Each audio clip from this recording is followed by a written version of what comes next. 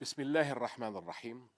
Mr. President, Mr. Secretary General, Your Excellencies, these are indeed extraordinary times in our history and in the history of the United Nations when we find ourselves meeting virtually for the first time in the UN's 75 years as our world continues to grapple with COVID-19 and its far-reaching implications, and as our people look towards us to navigate these uncharted waters with bold statesmanship.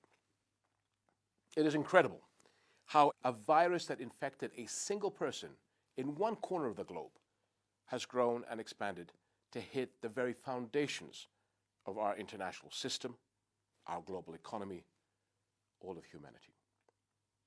It will be equally incredible if the lesson of just how interconnected we really are is lost on us. We cannot beat this virus by turning inwards. It does not stop at borders, and nor should our cooperation. We can only overcome COVID-19 and what comes beyond it through a renewed integration of our world, a reglobalization that makes the well-being of all our peoples the ultimate goal. A reglobalization that capitalizes on each country's potential, its strengths and resources, with regional safety nets, keeping the flow of vital supplies open. A reglobalization that better equips us for a post-COVID-19 world. My friends, among the multiple challenges that our world will have to face is hunger at a substantially larger scale than previous decades. Indeed, it has already begun to creep up on us. We see threats to food security in Lebanon. We see hunger threatening vulnerable refugee communities in our region. We see it threatening communities living in poverty across the Middle East, Africa, Latin America, and elsewhere.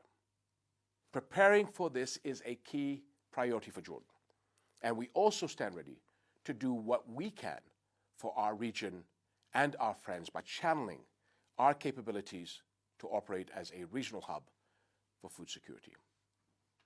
And it is out of our belief in the importance of maintaining food security for generations to come that we also are strongly committed to safeguarding the main source of humanity's substance, our environment. Recognizing that protecting our national environment would ultimately protect all existence. Jordan drafted a charter to be submitted to the UNGA that grants selected ecosystems and all species of flora and fauna the legal right to exist, and thus ensuring humanity itself continues to exist. This initiative would be in line with the United Nations Sustainable Development Goals, which contribute to safeguarding our environment for the prosperity of our world. My friends, the COVID-19 crisis has brought a mirror to our world and shown us the cracks in our global system.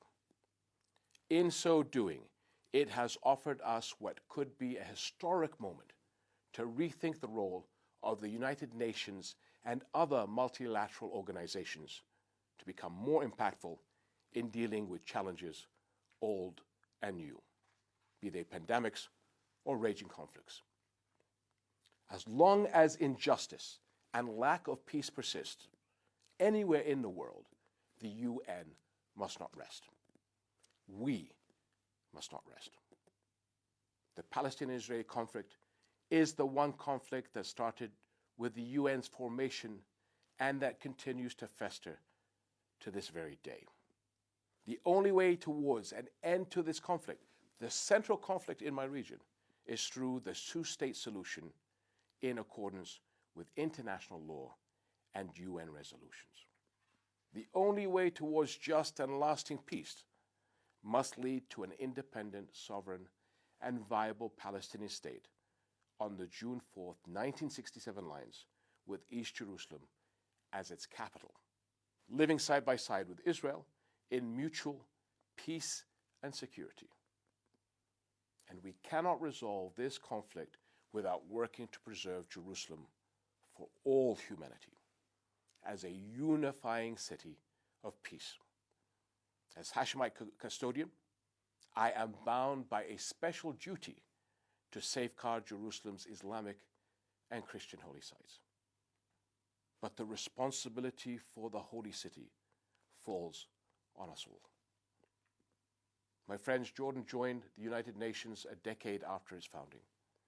Ever since, we have embraced our role as an active member state working towards global peace and sustainable development.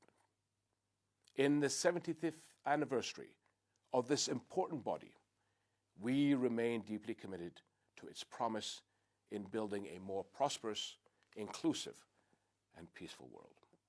And we see in these extraordinary times an opportunity to help fulfill that promise. Let us use this opportunity to be bolder in our ambitions, bolder in our actions, and bolder in believing in our ability to succeed.